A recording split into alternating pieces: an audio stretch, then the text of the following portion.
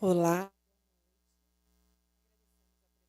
Good evening, everyone. Would like to thank you all for being here on site and those who have joined us remotely for the release of the books of ICT's Households, Companies and Electronic Government 2023.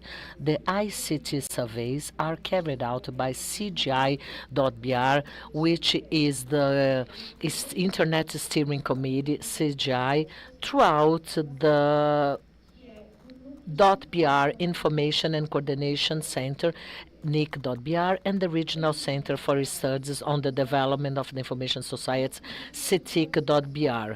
Those of you who will need a simultaneous interpretation from Portuguese into English or vice versa, please get one headset just outside this room. The streaming is in Portuguese, English, and original audio, English and Portuguese. It's just up to your preference to choose which language you'd prefer to follow this session. Please check your smart cell phones and please keep it on the silent mode.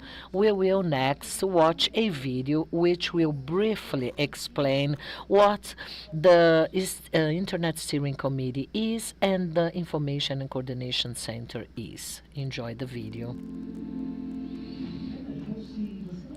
Would you imagine if you would not be entitled to a freedom of expression if your private data would be disclosed without your authorization, or if your navigation would not be possible due to commercial issues? So the network privacy and neutrality, they are key to the internet, and these are some of the 10 principles that were described by CGI.br principles. Thanks to that, we have constant innovation, security, and guidelines for internet development. All of that is done in a collaborative, transparent way. Our committee is made by several sectors of the society, so all decisions are made throughout a dialogue with every member's participation until a consensus is reached. That's why CGI.br became a reference globally.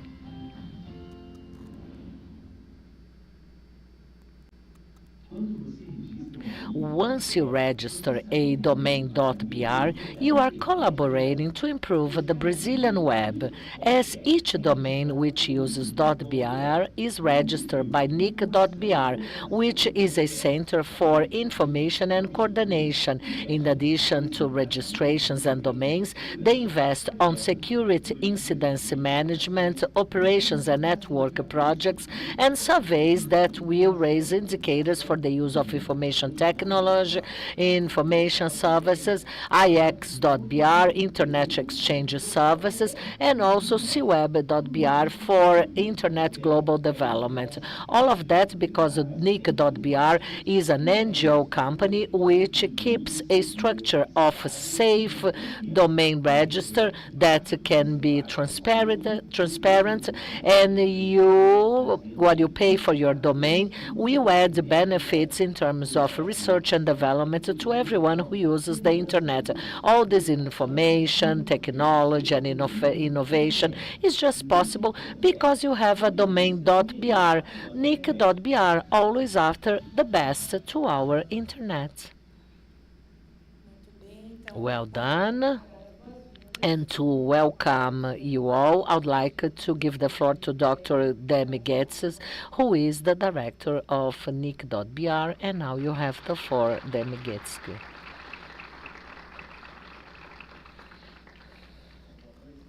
Good evening. It's a great honor to be back to these premises. We had several releases and launches of ICTs, as well as some other releases from CGI and NIC.br. And today is a very important time where we are celebrating 20 years of partnership of data, and with the launch of 3 surveys. ICT Households, together with the ICT Enterprises and ICT Electronic Government. Today, we are celebrating 35 years of .br, and we are so honored to see BR, to see the surname adopted by Brazilians, where 85% of all sites, they have the domain .br, and we just serve the Brazilian community. It's not in our scope to advance internationally.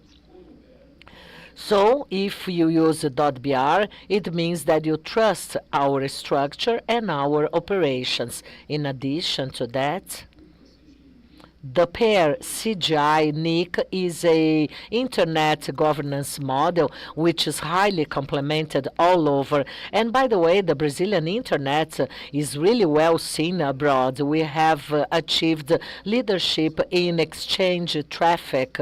São Paulo today is the highest uploaded one. We are ahead. Frankfurt, London, and Amsterdam, those three were behind us, and now we had surpassed them. And tonight we are going to talk about the launch of those three ICT publications, and we're going to go into details about the quality and how we may generate statistics in our country, which will drive to data that can be internationally compared.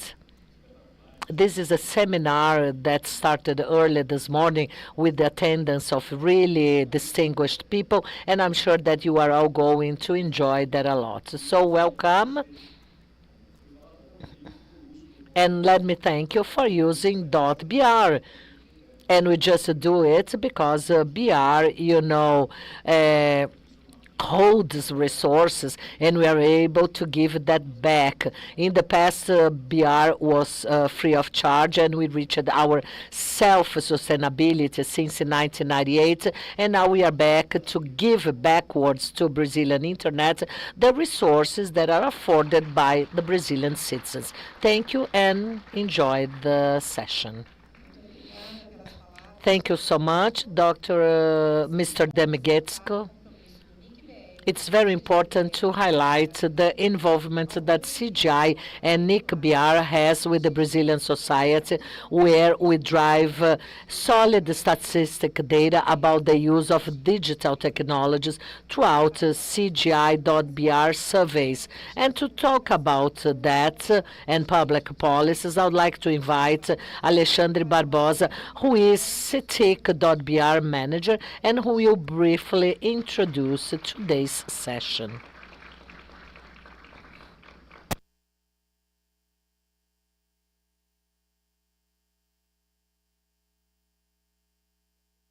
Good evening, everyone. You are all very welcome. This is a very important session to all of us. And once again, on behalf of the Brazilian Internet Steering Committee and the .br Information and Coordination Center, NIC.br, to thank you all for your participation. Today, we are launching the three new publications, and those publications, they don't just have data, but also data management, and all the reports and data collection, which will allow transparency and legitimacy to everything we do. And in addition, each one of those publications, we have some invited authors who will, also take that discussion on as they are related to the ICT's launches. And that is so, we all feel so glad about that. Those who work with public policies and the largest statistic institutes which represent the whole Latin America, as well as many data users, being them public managers representing ministries or the academia, which is also a very important internet user. In addition to be a very special moment for us, producers and users, we are also very happy because we are celebrating what is being renewed since 2005. I would even say a day of celebration that has been renewed every year since 2005. From my personal point of view and as a Brazilian citizen, I feel great pride in seeing that Brazil has a continuous and robust production of statistical data on information and communication technologies, the so-called ICTs. The Cetic.br, as Professor Demi has mentioned, has spent almost 2 decades producing essential information for the formulation of public policies based on evidence, the formulation of evidence-based public policies. This data is fundamental for policies to promote digital inclusion, the strengthening of the digital economy, and a digital transformation for all, inclusive to all, especially at a crucial time marked by high-impact emerging digital technologies such as artificial intelligence.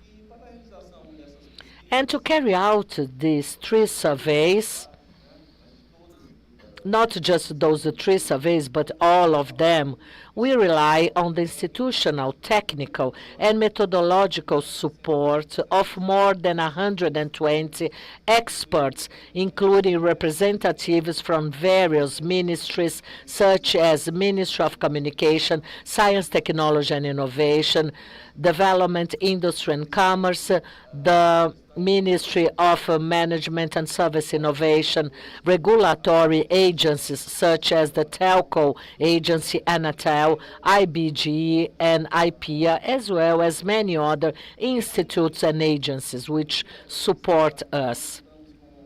We also have the collaboration of renowned experts from the academy. They are not only from academia, but also from the private sector, international organizations, and civil society. And on behalf of the Cetic.br team, I would like to express our sincere gratitude to all these experts for their invaluable contribution to our projects. I also would like to say or to give a very special thank to NIC.br in the person of our CEO, Professor Demi, and CGI.br in the person of the committee's coordinator, Renata Mielli. And over the past 19 years, NIC.br and CGI.br have remained firmly committed to society and the Brazilian government, regularly producing statistical data on the internet and digital technologies in various areas of the Brazilian society. I also would like to thank our partner who has been following us for so long, which is IPAC Intelligence, for its excellence in managing the data collection work in the field. I would also like to acknowledge the important support of all NIC.br's departments and study centers, which are our first-rate partners and fundamental to the success of our initiatives. Therefore, it is with everyone's valuable contribution that we have been able to maintain the quality, methodological rigor, and sharpness of the analysis of the data we produce. Data from CGI.br's ICT surveys are of really high quality, broken down by various social demographic variables, and they are compared internationally. And in terms of international comparison, our satisfaction today is even greater as we are honored to celebrate the 20th anniversary of the Partnership for Measuring ICT for Development, known globally as the Partnership for Measuring ICT for Development, or simply Partnership. The initiative was launched in 2004 here in the city of São Paulo, And today, 2 decades later, we are here again today, being reunited here in this same city to celebrate the continuous success of this initiative that we have in those past 20 years. And partnership includes a number of international organizations, such as the International Union of Telecommunications, IoT, the UNCTAD, which is the UN Conference about Commerce and Development, UNDESA, the UN for Education, Science and Culture, UNESCO, the regional commissions that in Latin America we have our dear here CEPAL being represented, as well as the Organization for Economic Cooperation and Development, OECD, Eurostat, and the World Bank, among others. These organizations have collaborated extensively in the development of methodological guides, definitions, and indicators, as well as providing technical and training support to UN member states. They have also developed a list of ICT indicators to help countries monitoring the infrastructure, access, use, and above all, the appropriation of digital technologies by individuals in households, business, education, and government.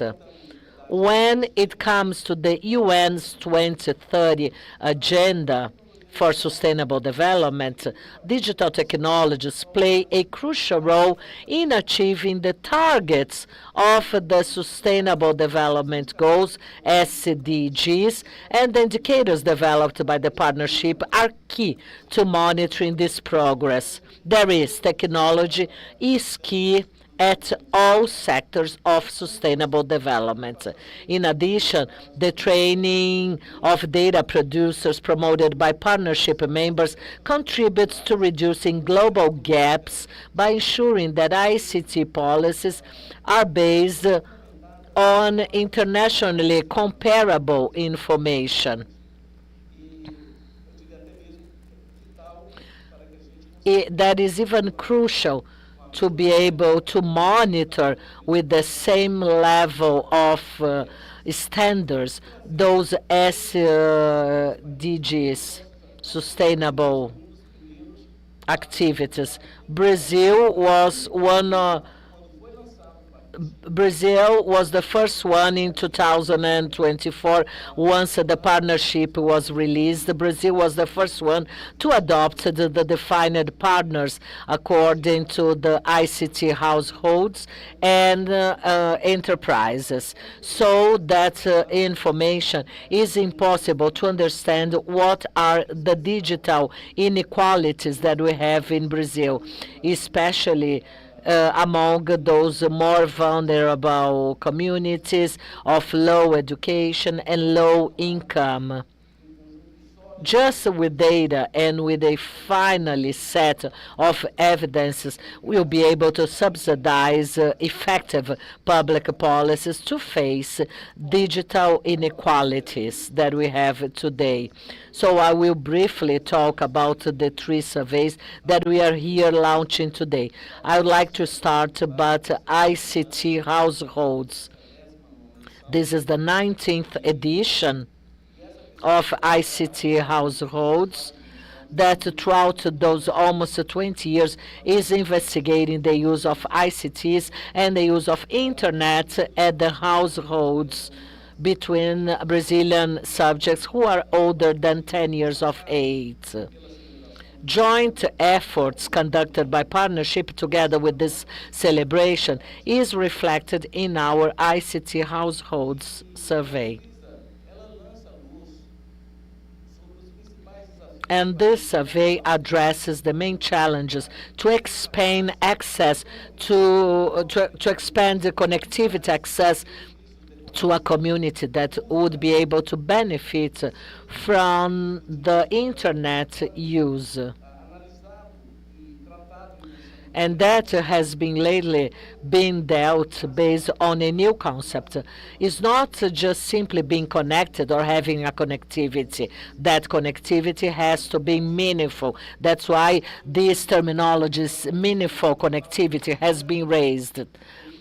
And we are very dynamic into that scenario where we go from 1 to every 8 households which were connected to the web in 2005.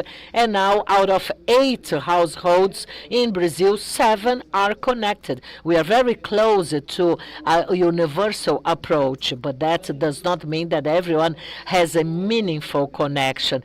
And in addition, the way as people will access the internet also has changed considerably. Whereas in 2008, more users would access the network from LAN houses or internet cafes or telecenters, just using a desktop, whereas today almost all Brazilian internet users, they access the internet from their houses or from their smartphone. Especially low-income populations, they don't even have a desktop or a notebook, so the smartphone is their main tool for internet connection. Surveys, they reveal digital inequalities, which are still very persistent in Brazil. And those inequalities, they are not just present between those who have access or those who have not. Internet users show that online opportunities, they are not equally applied or used for all Brazilians. And we see that as a crucial challenge. Household ICTs, they help to promote offering or supply key information to digital inclusion and, above all, enriching a public discussion about the topic. The survey goes even beyond that, which goes beyond access and use, such as digital skills, subjects' digital skills, the use of electronic commerce, e-commerce, or several online activities, cultural activities, leisure, entertainment, and so on. Our second oldest ICT, which is the ICT Enterprises, also based on partnership, is consolidated as being one of the main data source about the state of digital economy in the country. The research or the survey has benefited from the partnership success as well as some other international instances, such as the Group for Measuring Electronic Commerce, which has UNCTAD as their leaders, or indicators defined by Eurostat, which is the organization, which is the statistical organization at the European Community. Cetic is committed to ensure comparability of those indicators, which we produce throughout our surveys. When Brazilian and international companies are being widely impacted by the emergence of several technologies which will change significantly not just their markets but also their own internal processes, countries, they are facing challenges to increase technological adoption as part of their productive framework. This ICT Enterprises edition highlights different behaviors by companies towards digital tools. We see an increase in the digitalization, which has been enhanced mainly due to the pandemic, where 100% of the companies, they have optical fiber, high-quality broadband connection, but advancements that we see in their framework, in the company's framework, they did not follow the necessary development regarding their online presence. It is known that a significant share of Brazilian companies, mainly small to medium-sized companies, they still don't have their own websites, despite being present on the online environment, even if they do that just via social media. There is a clear opportunity for those companies to change, to diversify, and to increase their presence in the digital world. And despite we see significant improvements in the internet use and technologies, it's key to follow an approach where connectivity is used on a more strategic way. And this edition also analyzes the adoption of emergent technologies such as Internet of Things, robotics, cloud services, and AI, among some other emergent technologies. The adoption of new digital technologies such as IoT, AI, it is still restricted to some local processes and limited to few sectors of the economy where they reveal a challenge to have a broader use of AI by Brazilian enterprises.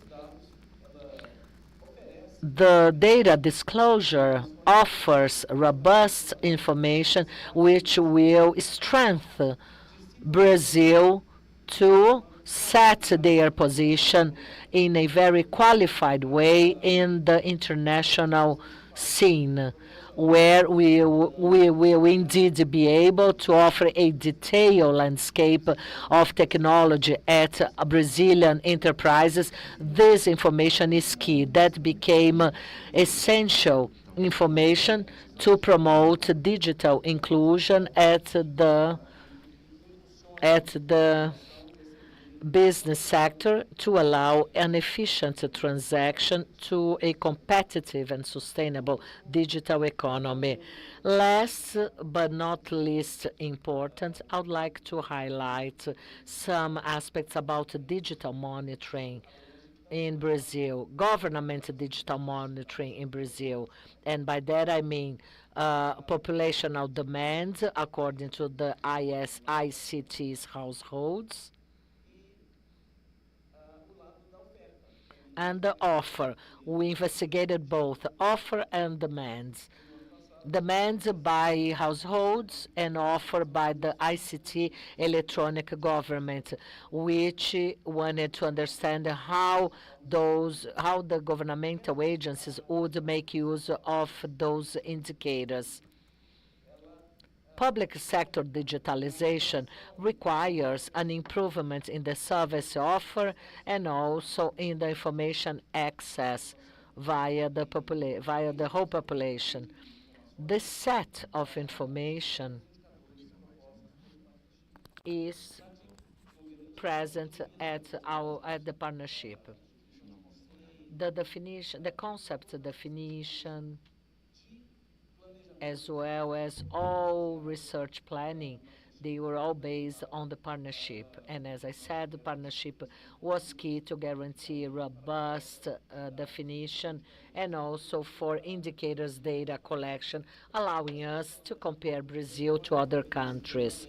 Electronic government highlights inequalities that are very persistent at digital technologies by the public service. Despite positive changes, expanding services and digital channels to our population, those advances are still quite slow among some state agencies and council offices, especially at those small cities, those with less than 100,000 inhabitants, which in Brazil represents most of our municipalities. The survey also has a multidimensional approach, including UNDESA trial and digital governance, together with the UN, where they measure technological infrastructure, up to efforts for online citizenships or citizens. ICT electronic governments now had applied new technologies based on data, such as IoT, AI, blockchain, and also digital ID for public services access. We have the platform .gov.br, which works for that purpose. Digital. This survey that we are launching here today, in addition to monitor electronic government in Brazil, this survey, it seems to be key to map tech adoption based on recent discussions that were carried out at national and international forums about the public digital scope, which became very popular during the G20 initiatives last year in India, and this year with Brazil hosting the G20 meeting. I hope that this event will become a landmark to every one of us that we wanted to have a more digital, inclusive, and innovative Brazil. And everyone's presence here today emphasizes that commitment to, develop our social economic activities via digital technologies with the data of quality. And I could not close this initial remark without thanking very much all the Cetic.br team for their work of excellence. Each and every member of the team, combined with a passion for the culture of the detail, it is absolutely fundamental to the quality and accuracy of the data and analysis that we produce.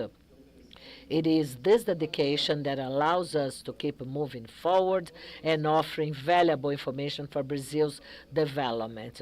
To all of you, dear colleagues, my most sincere thanks.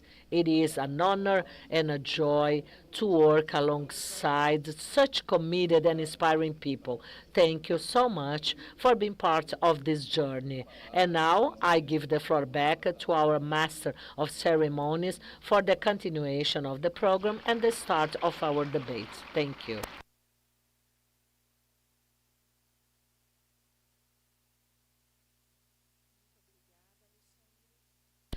Thank you very much, Alexandre. Before we go on, electronic format of our publications, they are already available for your consultation and download at Cetic.br website, and the participants in the premises will get a copy. Now we are going to start looking ahead for the future of digital transformation, which we'll discuss based on the evidences collected by ICT surveys, what were the main advancements in the use of digital technologies. And to moderate this panel, I would like to invite Renata Mielli, who is CGI.br coordinator. Welcome.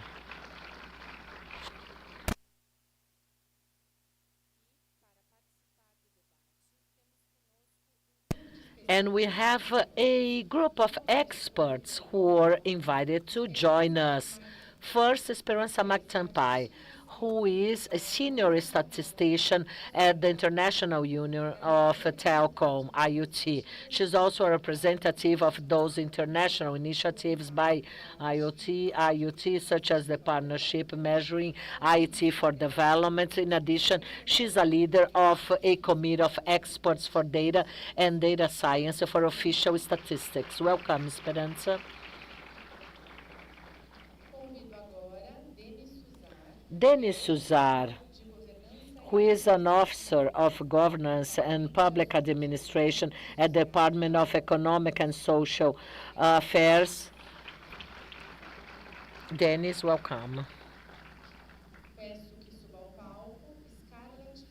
Scarlett Fondeur, who has been working for UNCTAD since 2003, which is a UN office looking for politics and electronic commerce and digital economy. Welcome, Scarlett.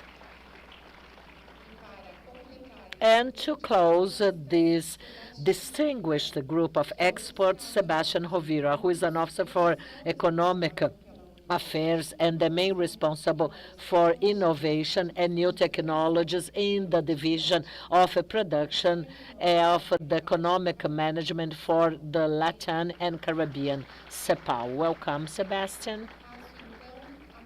Now I'd like to hand over to our moderator, and I wish you all a very fruitful debate. Thank you. And good evening to all of you. It's a great honor to be here moderating this panel where we are celebrating 20 years for ICT measures.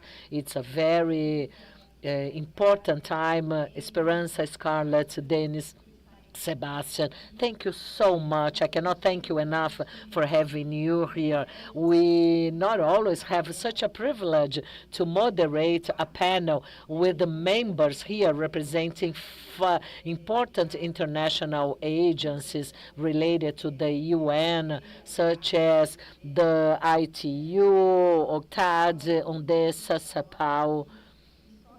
It's, an honor to have you all here. And that, proves how successful our partnership is and how right was Brazil once we decided to design a governance management model based on this CGI.br partnership. Two partnerships who are sister companies created back then in 2003 by the Brazilian government, where we are able to work on our guidelines, protocols, recommendations, and to carry out everything which is necessary to guarantee that the critical internet structure will work effectively as it is nowadays. Well, I'll try to be brief because Alexandre, in his opening remarks, he was very detailed about everything that we, CGI and NIC.br, have been doing together in the past years. But let me highlight how crucial it is to the Brazilian society and the Brazilian market as a whole to have a set of ICTs, such as ICT households, enterprises, and electronic government. But don't forget, we have some other ICTs, kids, education, health, a set of indicators which, are essential to give us subsidies to guarantee and enhance public policies, not just by the federal government, but also by several states, municipalities, to researchers who developed their own projects and they use produce data as the base of their knowledge. And, all of that allows us to design a landscape as how the digital society, the Brazilian digital society, is developed over here. And it's key to acknowledge the possibility of this international partnership for the measurement of different ICTs, which allows a multi-sectorial approach and support to all surveys which we carry out. This international partnership helps and allows us to have a more dynamic understanding and perspective where we don't just compare data and all the technical rigor which this methodology requires, but yet year after year we are able to include as part of our surveys how Brazilian users' digital skills are being developed, and that allows comparison as well. There is a piece of information which is key, in my opinion, to understand technology development, where informational flow is being mediated by social platforms which are responsible for the monopoly of what we do at the web, digital apps. This survey is crucial, and it helps us to understand important concepts such as significant connectivity. ICT Households, being launched here today, allows us to see how internet users, I mean those that have connection via broadband using a notebook, a desktop, or any other device that can benefit from broadband as a means of connection, they will have an ability to check the information they receive. Therefore, that subject becomes a well-informed person and less susceptible to hate campaigns, more than others that will just connect themselves through the prepaid mode in their smartphones. The prepaid mode is a very expensive connection, and most of those who connect themselves throughout this business model, on the 15th day of the month, they are done. They no longer have data franchise. They no longer have web access, and they will just have access to those platforms that are embedded free of charge by the model 020, and they will not be able to check the precision of the information or the accuracy of the information they will receive. And that represents a huge impact as how we relate among others, as how we relate with institutions, and how we define our behavior on a digital society. We must have and keep on this partnership with this set of indicators subsidizing policies at several spheres of this country. I'm here representing the ministry. No, I represent the Ministry of the Science and Technology at NIC.br. I have a seat there, not just in this ministry, but also at other governmental agencies. We highly use the data produced by Cetic surveys.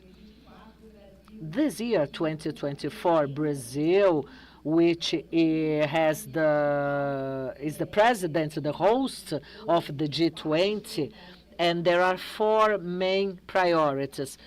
Meaningful connectivity is one. Second, digital public infrastructures. Third, information integrity, and another one about artificial intelligence.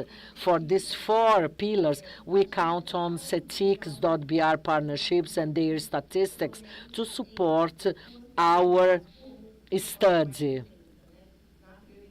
We have to, so significant priority is our top priority, where we have a knowledge partner by the Communication Development Ministry, part of our digital group, and also the other one, artificial intelligence, which is under my coordination, and at the ministry, which has UNESCO as a knowledge partner.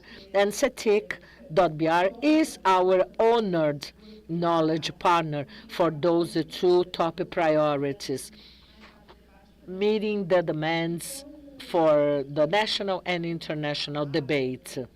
With that, it's very important to be here tonight talking over about the future of internet and what are the challenges that we see ahead due to new technologies such as AI, IoT, for the measurement and production of statistic data. With that, let's now start a round of comments. If we still have time left, we may open to the public. Each one of you will have around 5 to 7 minutes for your interaction, remarks. As a moderator, please don't get mad with me, but once 2 minutes to go, I'll have to, alert you that your time will be almost up. If you don't mind, Esperanza, shall I start with you? It's a great honor to have you here tonight. Good evening. And my question to you, Esperanza, is the following. Considering a faster development of new technologies such as AI, IoT, big data, and all and the new data sources, and still take into account social critical areas such as health, education, labor, which strategies would you highlight for partnership to implement to keep on being relevant and effective in the next decade? The floor is yours. Thank you very much, and good evening, everyone. It is our privilege and really a pleasure to be here in Sao Paulo. This is actually my second time, like what I said this morning, because we launched the partnership on measuring ICT for development exactly in the same place here in Sao Paulo. So 20 years ago, the partnership was launched because there was a call from the World Summit on the Information Society to develop indicators and measure the adoption and the availability of ICT in different areas of the society. So this partnership works together among different stakeholders, mostly international agencies and regional organizations, with an objective to improve the availability and the quality of ICT statistics. So we look at different areas. We have ICT household statistics, we have ICT business statistics, and ICT government indicators that are included in this list, as well as education indicators, e-waste indicators, and other areas that are being included in the core list of indicators. So, like for example, the launch that was done this afternoon, done by the Cetic, we are really happy that countries are using the methods and core indicators that were developed by the partnership. And with that, we really congratulate Brazil, the different agencies working together to make sure that the core indicators that are developed and agreed at the international level are adapted in this context. So Brazil is indeed an exceptional case, and we really applaud the different agencies working on that. Coming back to your question, so in terms of the strategies that the partnership should look at, I think we should still stick to the original objectives of the partnership, which is to improve the quality and the availability of ICT statistics. But in doing so, we have to adapt. We have to adapt to the new services, we have to adapt to the new technologies, and make sure that they are included whenever we look at the core indicators. So the core indicators has to evolve themselves. It has to include these new technologies. It has to include new areas. I spoke about e-waste. This is a really an emerging area that we have to look at. And currently, we are revising the list of e-waste indicators. There's a work going on in the partnership on that, being led by UNITAR, which is looking at these indicators. In the ITU, where I'm coming from, we have expert groups that looks at, for example, how AI could be collected using household surveys, so how AI is adopted by individuals, how they use it. And these discussions are happening in the expert group that defines the indicators and later dictates whether this indicator should be collected at the international level. So one thing is about adapting the core list of indicators. Second is improving data availability. So improving data availability starts, of course, with the traditional surveys, but it also entails adapting to the emerging technologies, including the use of new data sources, big data, for example. I take the example always of the ITU because we are leading this work on the use of mobile phone big data for information society. And in there, we work with different stakeholders. This is housed in the UN Statistics Division, but there are countries, international experts, universities, and other stakeholders that are working together to define methodologies and indicators that can be calculated using mobile data sources. So in this example of mobile phone big data, it's not just international agencies, UN agencies working together, but we open it to private sectors, nonprofits, and other universities. And I think the most important point here that I want to emphasize is the importance of cooperation and opening up to different stakeholders, because only in this form we will be able to have methodologies that could be applied at the international level, and we will have the different views, the different experiences that can be put around the table. So that's on the use of new technologies and new data sources.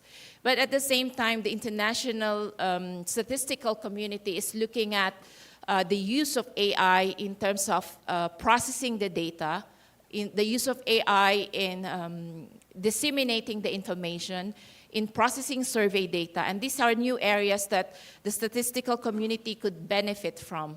An event that we are organizing, for example, in the ITU in September, will talk about how these new techniques, new technologies could be used by national statistical offices so that the traditional way of working with data could be facilitated by these new technologies. So one is about the data source, but at the same time, how these new data sources could be leveraged, or how these new technologies could be leveraged to improve the processes that the national statistical offices and those producing the data could be improved. And then the third aspect is capacity building, which is, again, an original objective of the partnership.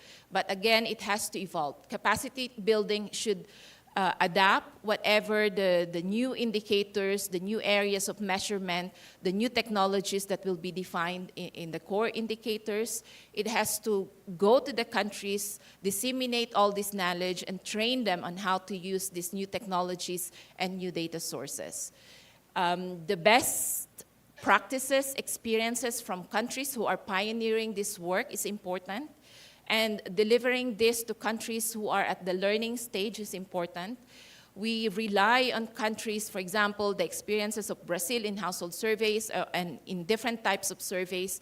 They are imparting this knowledge to other parts of the world. We rely on them, for example, when we deliver trainings in Portuguese-speaking countries of Africa.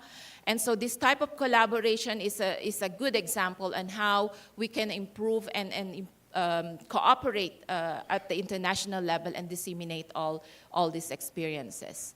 And then finally, in terms of the strategy, there's UN discussions that will happen very soon, the Summit of the Future, the Global Digital Compact that will define the future of measurements, the future of ICT measurements, as well as the World Summit on the Information Society Plus 20 that will happen again. This is DESA who will be leading this work, and there will be discussions and conclusions and recommendations that will come from all these international discussions that will at the same time define the future of the partnership and how we will be working together. And I think my closing point is really to acknowledge the partnership, the members of the partnership, that despite these 20 years, very challenging times, we had different challenges that we face as individual organizations with regards to resources, with regards to time, with regards to people living and going, moving to other places to work, but we managed to keep the partnership intact. We are recognized at the international level, and I think we bring back the gratitude to every member of the partnership that has dedicated their time and their willingness to work together to make sure that we achieve our common goal, which is to have a comparable, internationally agreed indicators and quality of the indicators that we produce. So I think I'll stop there and pass the floor to other speakers. Thank you. Thank you, Esperanza. Thank you, Esperanza. You have shared really relevant comments in a very clear, objective, and didactic way as how we may better use the data data that comes from different news sources, and also the importance to understand how those new technologies could be implemented or deployed to improve or to help organizational work, data production, as well as how can we capacity building people to face challenges in addition to asymmetries. How can we collaborate for those who still do not have a well-developed knowledge and information for measurements like that? So, thank you so much. Your contribution was key, very valuable. Scarlett, good evening, and thank you, Scarlett, once again for being here with us today.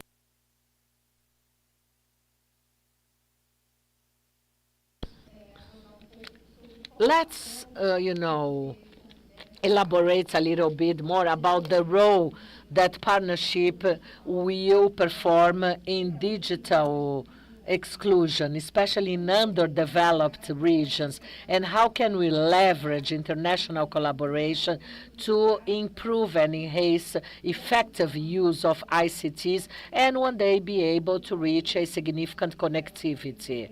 I understand that this is a huge challenge, especially at a time when the development and the emergence of new technologies such as AI are expanding inequalities, unfortunately.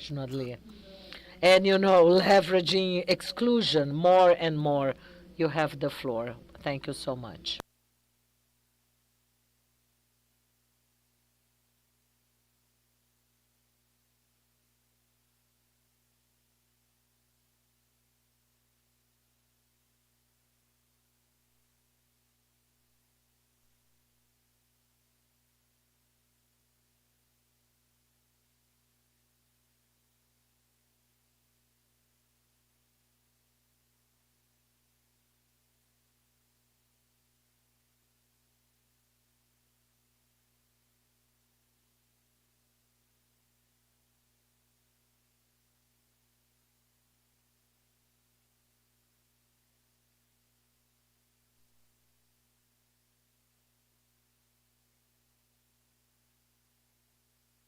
And sustainable. And also, not only the coverage and quality of access, but what are these digital technologies being used for? For what purpose? What results are they giving? Are they being used in a meaningful way? And if they are not being used, why not?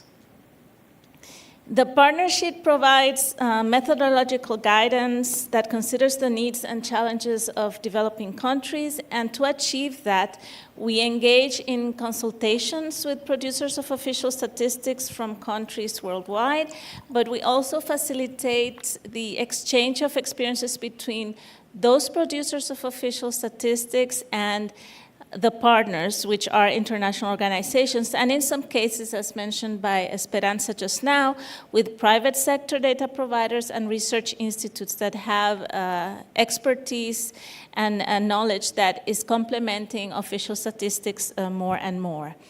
So this methodological guidance is made publicly available online and free of charge by partners. But we also try to disseminate the knowledge by building the capacity of producers of official statistics in the form of training courses and workshops, and the individual partners may have also technical assistance programs that provide advisory services. And in addition, the partnership coordinates the work of the individual partners and takes advantage of their constituencies. For example, the United Nations Regional Commissions that are part of the partnership, they have regional statistical offices, and they have contacts with the national statistical offices in the regions and keep alive that link between the partnership and the countries themselves. Finally, the partnership continuously promotes the link between ICT statistics and digital policy. that means that we remind policymakers that trustworthy statistics are necessary to formulate, monitor, and evaluate digital policies. It's not only the producers of official statistics that we have to deal with. We have to help them build those links with the policymakers. At the same time, we remind policymakers that they have a role to play to ensure that the producers of statistics have sufficient and adequate and sustainable resources to do their job properly. In summary, I would say that the partnership helps make visible the multiple dimensions of the digital divide so that countries can implement comprehensive policies to reduce that divide and measure if those policies are working or not. And in the context of the theme of this debate, which is the future of digital transformation, the partnership will have to keep working to ensure that our methodological work helps countries understand and measure new technologies such as AI, which was mentioned by Esperanza, to use big data to complement survey-based statistics, which we have also discussed just now.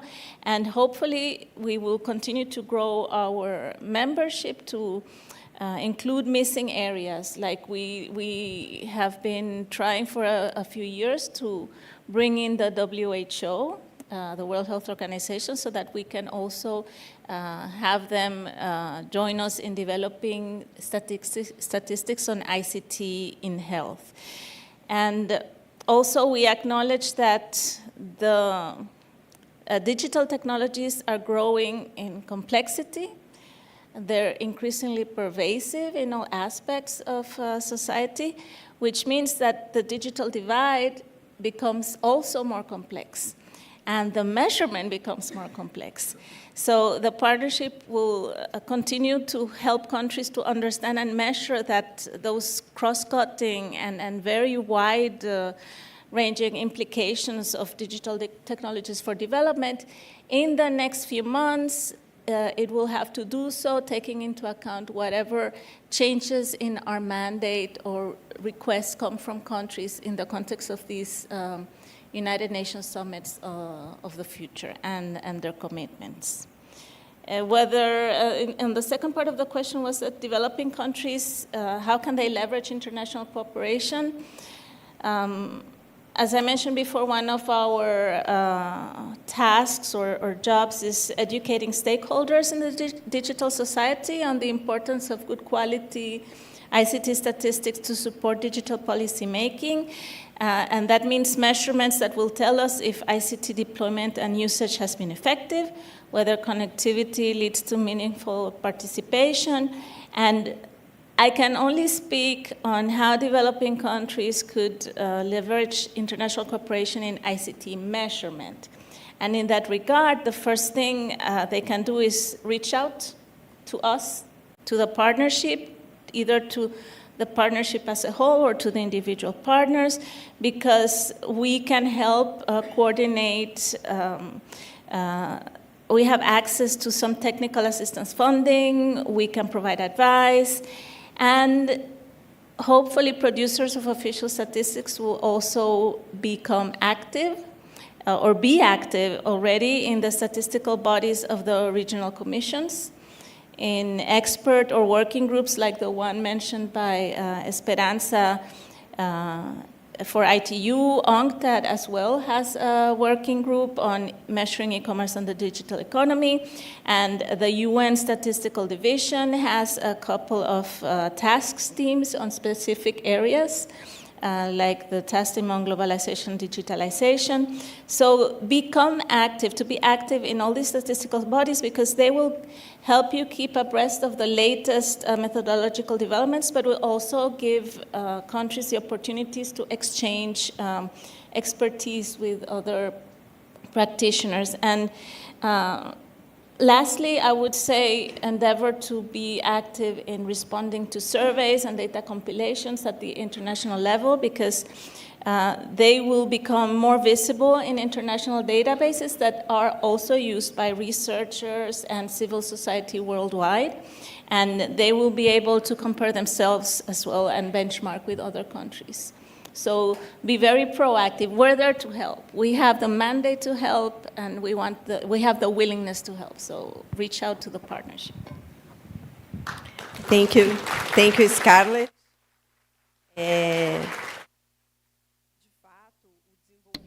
As a matter of fact, the development of society, digitalization, and new technologies, they add more complexity to our measurements. While I was listening to you, I remembered an experience that was really striking in our generation, which was the pandemics. Maybe before the pandemics, we would not have the faintest idea as how families that have just one connected smartphone or just one computer for the whole family, which maybe we would consider them to be included into the society, but not quite, right? Because they would have maybe 3 or 4 kids at the same time watching the remote classes without enough devices for all kids in the house to be able to watch their school classes. Complexities that we are just able to perceive once we see challenges like that. So it's very important that we take this look and try to fill up the gaps, as you said. Deniz, you are next. Thank you so much for being here today with us.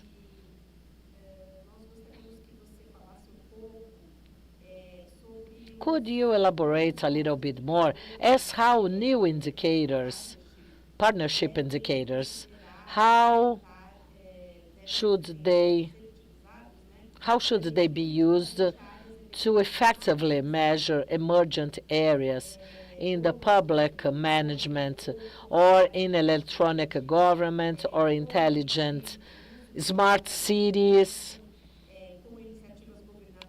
throughout local governmental activities together to city halls.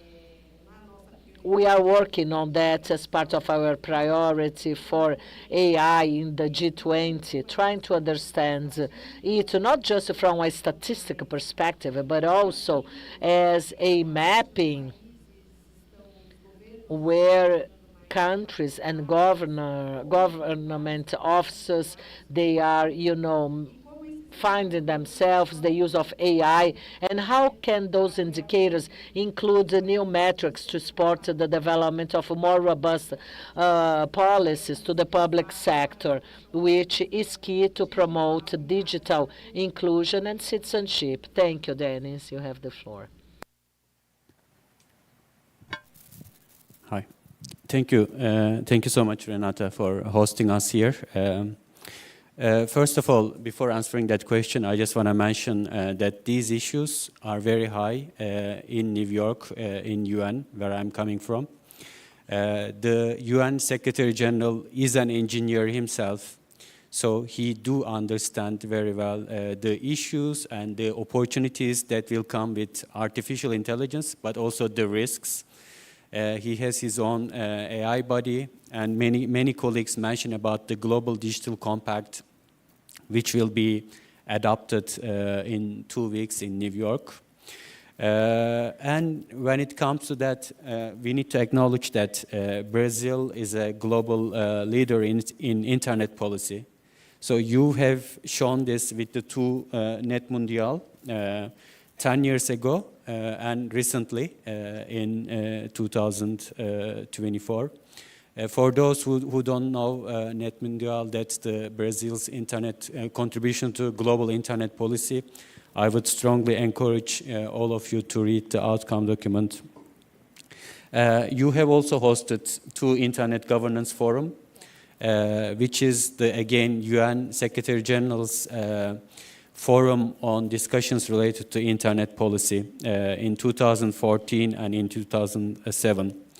And most importantly, like Brazil is known as key deal maker when countries discuss these resolutions. For example, last week in a closed door, all the UN member states were discussing this third revision of Global Digital Compact. So usually there is the developed countries, US, European Union, and then there is which we call G77, 77 developing countries, but it's much more now. But if there is an issue, especially if it's related to like gender, or if it's everyone looks at to a few countries, and Brazil is one of them, like you make sure that globally at the UN we come to an agreement.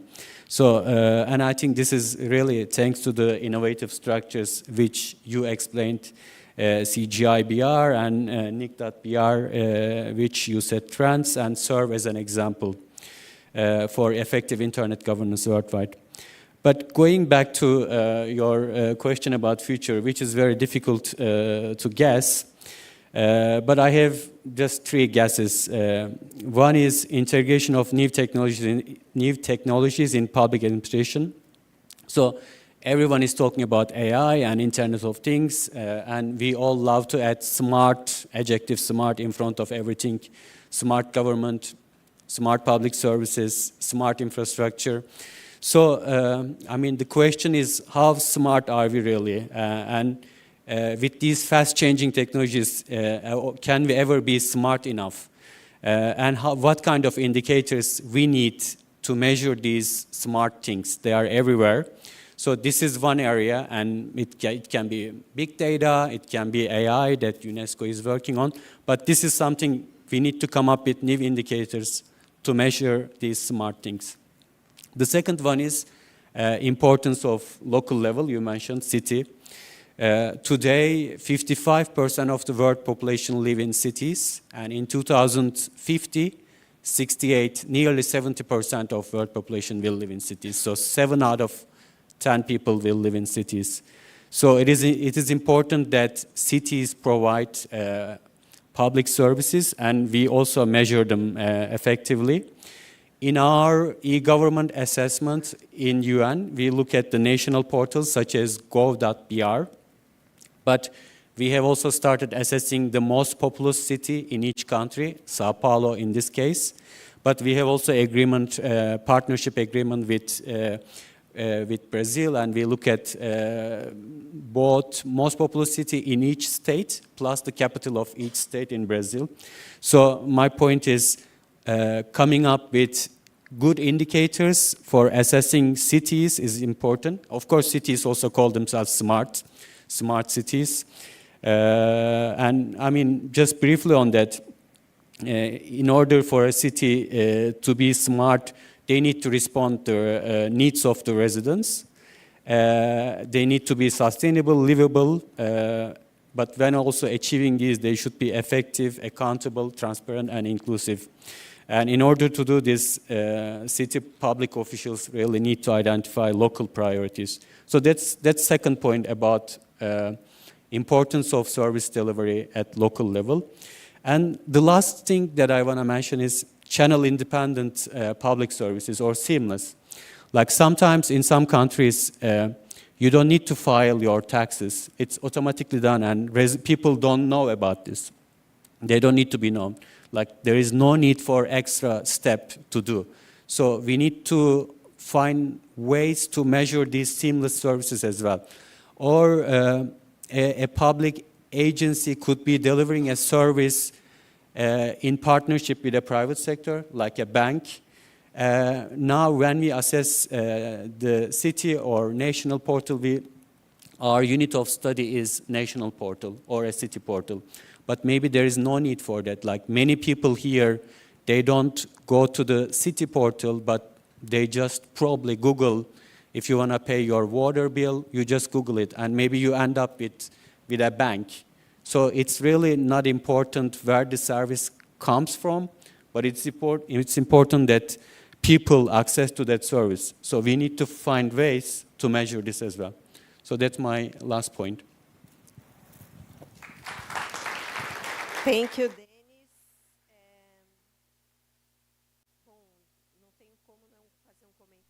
Thank you, Deniz. I couldn't help making a comment. First, thank you for referring to Net Mundial. Thank you. And for the role that Brazil is trying to implement and leverage about the importance of internet governance. The Brazilian society is being engaged since the very beginning in the Information Society World Summit. We had hosted 2 IGF editions. We had the Net Mundial in 2014, in that very sensitive period of time where we were suffering international spying and some kind of attacks. And now in 2024, we had a new edition of Net Mundial, emphasizing a debate addressing challenges that we have to face to build up good governance in the digital world, and how important it is to keep a multi-sectorial participation, trying to improve a roadmap as how we can or cannot follow good practices in the development of this governance. And this is a document which we allowed as a way to support and enhance the debate that we are having, the GDC Summit of the Future, in the UN discussions, and also Information Society World Summit. And I wish to all of us good luck, but especially to the important role that the UN plays towards a consensus to have an SGD that will be very important in building up a digital collaboration. And that is going to be effective in the discussion of the 20 years of the renown of the ISIS. Thank you, Deniz. Sebastián, wonderful to have you here again in Brazil, Sebastián. Could you share a little bit what is CEPAL's perspective? How do you see the regional perspective about the priority topics for the digital agenda in Latin America and in the Caribbean? How can you support Latin American countries as well as other regions under development or in development? Thank you. It's a great honor to be here today in São Paulo. I also would like to thank Alexandre. First of all, we have to thank Cetic and Brazil for all your endeavors. Brazil is launching these 3 ICTs, which is a sample of the relevance of Brazil in the Latin region. Brazil is a reference country for measurements and for public policies based on permanent data collection. Now I'm going to switch to English, okay?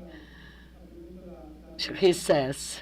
And I will switch to Portuguese. Maybe to bring the attention to think about why we are trying to measure and to understand the development of digital transformation. And in this sense, even though we have advanced a lot in the region, trying to maybe to include, connectivity, access, affordability, and these kind of things, something that really is pretty worry for ECLAC actually and for the region is something that we should for sure understand better is the appropriability. Why? Even though we're still working and defining digital transformation policy, our productivity today is 25% of the productivity of the US, while 30 years ago was more or less more than 35%. So even though the world will advance, and incorporating this technology and also appropriate them. And actually, you can see this in not just in productivity, also in social inclusion, these kind of things. This is something for it that actually does not happen in the region. So for sure, we should define new measurement and new instrument to better understand how our population is included or not included the digital transformation, and why how we can support and define this new policy and these new elements to try to better appropriate this technology. So actually, I think it's many aspects where the digital transformation can absolutely help the development of the region in this process, not just in productivity, because you can say you understand how the enterprise are using or not, but also what happened at the social inclusion and inequality. This is other aspect very important for the region, and how within the countries also we still have this huge gap between different states and different regions within our countries, and also how the institutions could also include the digital transformation to better understand which are the needs of the population and to answer in that direction.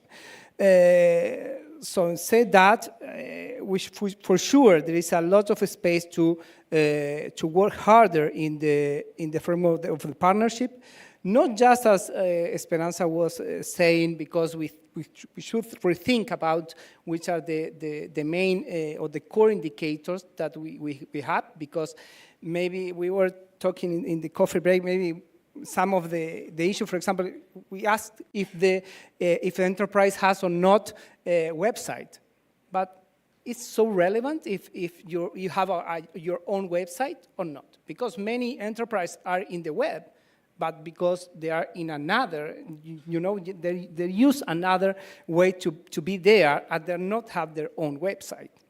Consider what happened with a hotel. When you want to book a hotel, you don't go directly to the website of the hotel. You use another one. So this is some of the elements that for sure we should consider, and to rethink these new indicators that we must work harder on that. Other aspects for that are now we are going to have in November we are going to have the next ministerial meeting, regional ministerial meeting that we call the ECLAC 2026, and some new issues that are for sure very important, and we could work very hard, more harder and closer with the partnership. This is many aspects related with artificial intelligence. It's in everywhere, but how we are going to tackle, how we are going to understand how the capacity or the capability of the countries to include the artificial intelligence development process and in their answers to the needs of the population. Also, I think it was Scarlett and Esperanza talk about the skills. Which are the skills that we are needed in that? So I think these are more or less the new elements that for sure we must work harder in the next future, and it's very related to what we were saying about meaningful connectivity. Other aspects related to cybersecurity and data governance, for sure, are some aspects that should be work more in this partnership, and for sure bring other people, other stakeholders to the table, because it's impossible to catch and to have the opportunity to work the people who are here in that. So I think it's many aspects. And finally, again, thanks Cetic for all the work that we have done in the region, because many times has been a reference for other institutions that are working in the region. Thanks so much. Obrigada, Sebastián. Thank you, Sebastián. As we have participants on site and online as well, I'd like to open just for 3 questions so we can involve our participants, being them on site or online.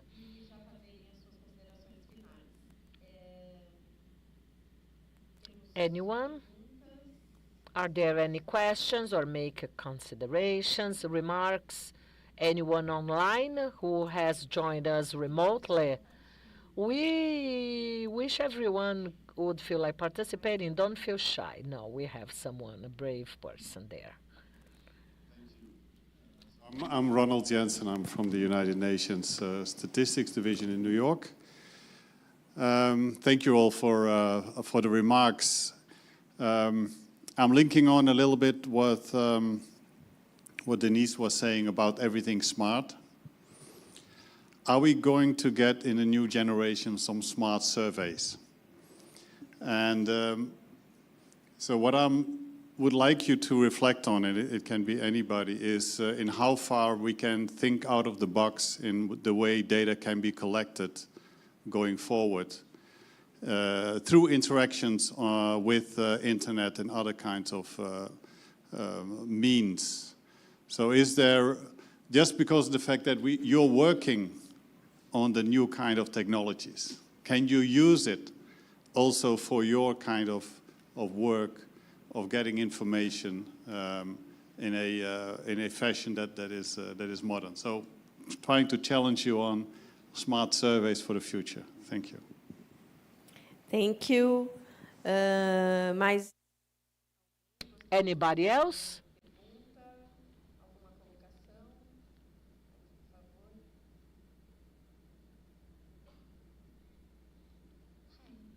Moni, I'm from the private sector here in Brazil. I work at a fintech.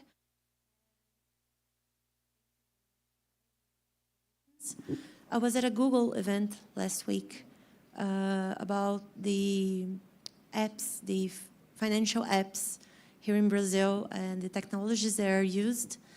And they mentioned something that I thought was very interesting, that was many of our Brazilian users, they don't necessarily understand the technology they are interacting with.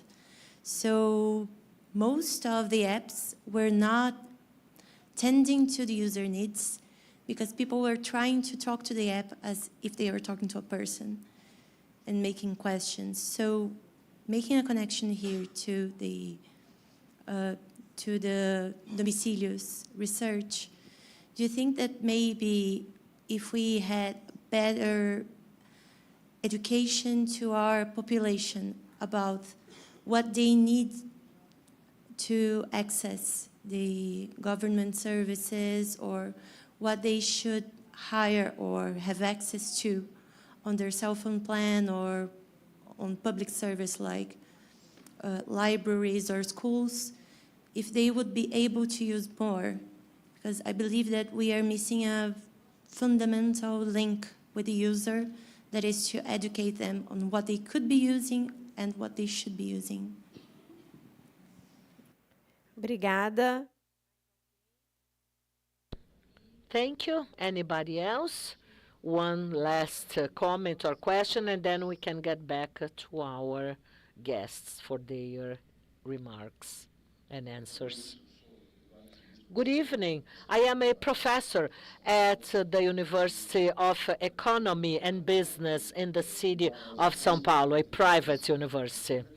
I have a question related to the two priors, but my suggestion is, instead of surveys, maybe we could carry out researches with open questions and then try to interpret the answers with AI. I think we are not fully exploring how we can carry out a survey. Usually on a survey, you come with red questions, open-ended questions, and sometimes users, they know more than researchers would like them to understand. So the use of AI tools as part of the surveys with the open-ended questions, allowing us to better interpret what they are trying to say, and maybe to interpret them thanks to a different format. That could be maybe a way to see a different way to experiment and maybe try a different way. I'd like to hear your comments on that. Thank you. Thank you. Now shall we get back to our panelists. Now let's start with Sebastián. Let's take the opposite order than before. Thank you. First, how you maybe, or the relevance of these smart services and the new technology. This is something that for sure we must consider. Actually, I was in February that we launched an observatory on digital development, where, for example, 8 of 10 startups in the region are from digital sectors. So this shows you the importance that it's actually is having this sector within the region.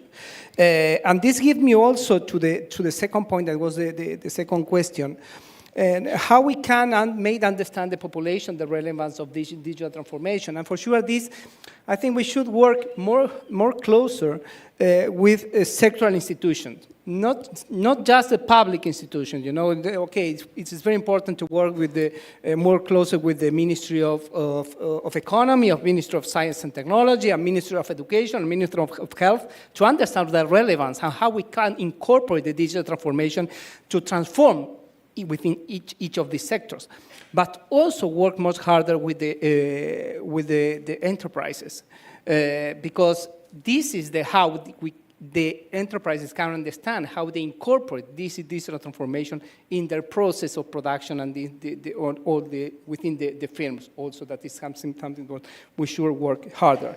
And the last one, yes, I think we are completely right. We are many times too much focused on surveys. But we should, maybe there are many aspects that we are not considering to understand how where this digital transformation goes, actually. Which are the next elements that we are going to define the dynamic of digital transformation, and why the people is not incorporating this in their well-being and in their life. I think it's very, and it is very related to what Esperanza was talking about, this possibility and also this new source of data, also to understand much better, and many times the data is there and we can use it and to go deeper, understand the digital transformation in the other region. Thank you, Sebastián. Smart surveys, yes, I think it's our dream.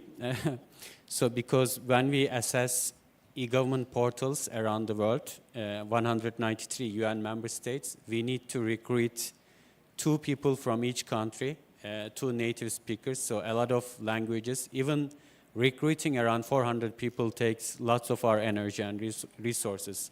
So instead, call it AI or new technologies, if we could have a tool that would go to all national portals and check if the 200 features that we assess are there or not, that's a very smart survey for me. And then we don't need to do it every 2 years. We could even do it every week or every month, so ongoing. So that's, I hope one day, as the UN, we can also start using technology in an innovative way that the private sector does.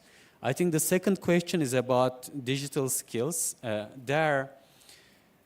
Definitely, I mean, we need to train people about using e-government services, about the risks of GPT, AI tools.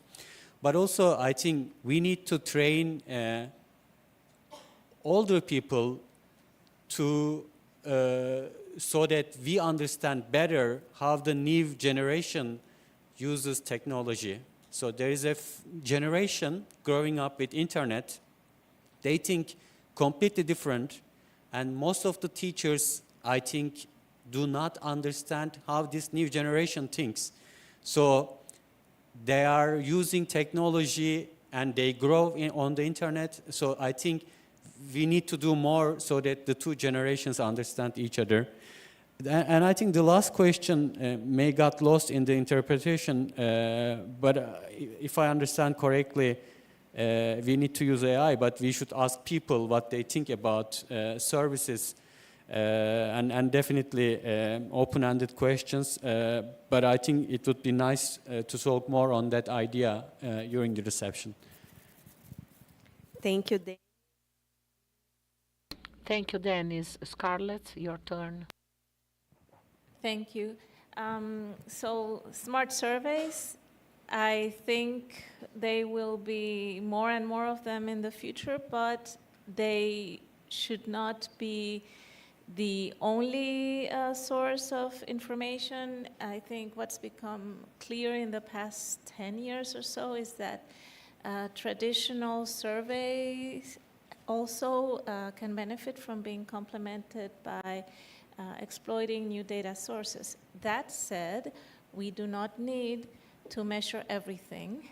We need to have criteria and set priorities into what is both meaningful, that's where it means something, that it's not just measuring for measuring's sake.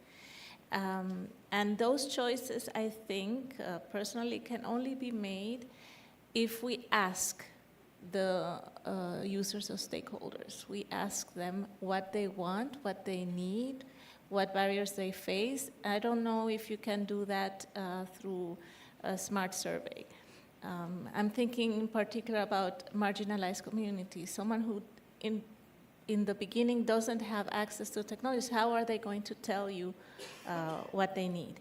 So there has to be always surveys that are traditional surveys that are useful and necessary, but they can certainly be complemented by smart surveys and new technologies and new data sources. And regarding the question on digital literacy, on whether consumers nowadays understand how they are using technology, that is something that we definitely have to build. It's a digital literacy also at the level of the user. And I think at the level of policymakers. Many policymakers also don't understand the technologies that they are regulating. The partnership, for example, has some responsibility in educating people by providing agreed definitions of technologies, how to measure them, but this is wide-ranging work to improve digital literacy across the board. And finally, the question from the gentleman from university, as I think it's, I've partially answered, definitely. Open-ended surveys, smart surveys online are valuable and useful, but they should not replace traditional surveys that we know now if we are aiming to hear from everyone in society. Thank you, Esperanza.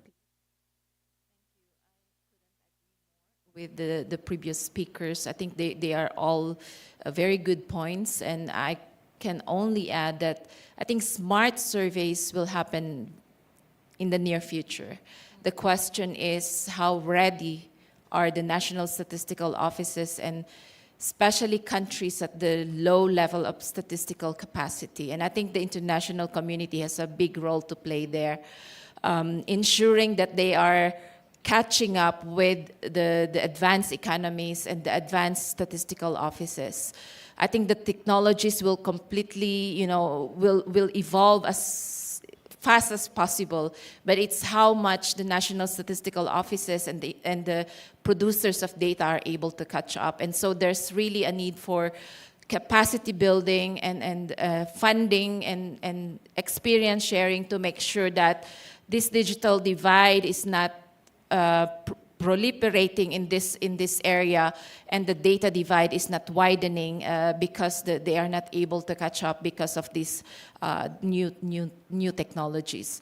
But again, I'd like to emphasize that AI has a lot of role to play. I think from questionnaire design to data collection to analysis of data to processing of data and dissemination, it has, in every step, it has a big role to play.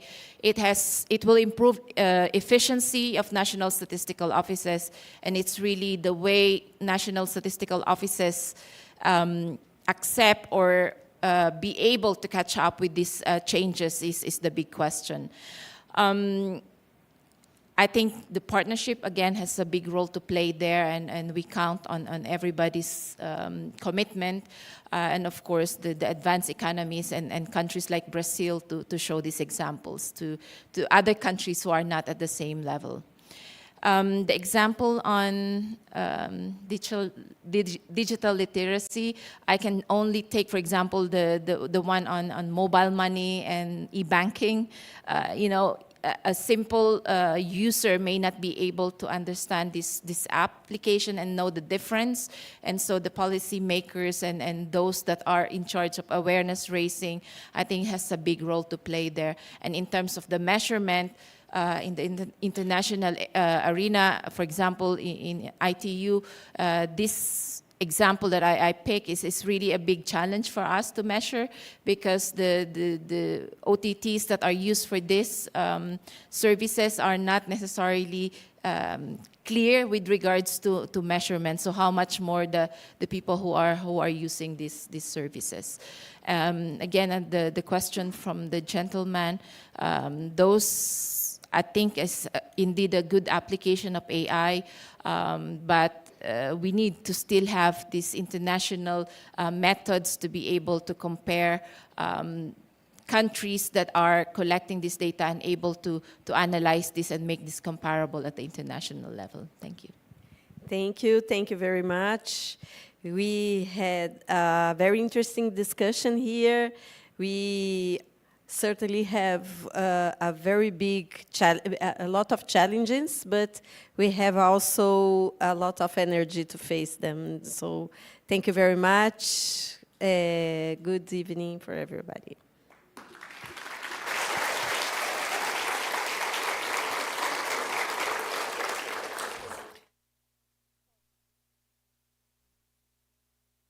After this wonderful panel, I'd like to thank on behalf of NIC.br and CGI.br, thanks for our experts in the panel and all our participants.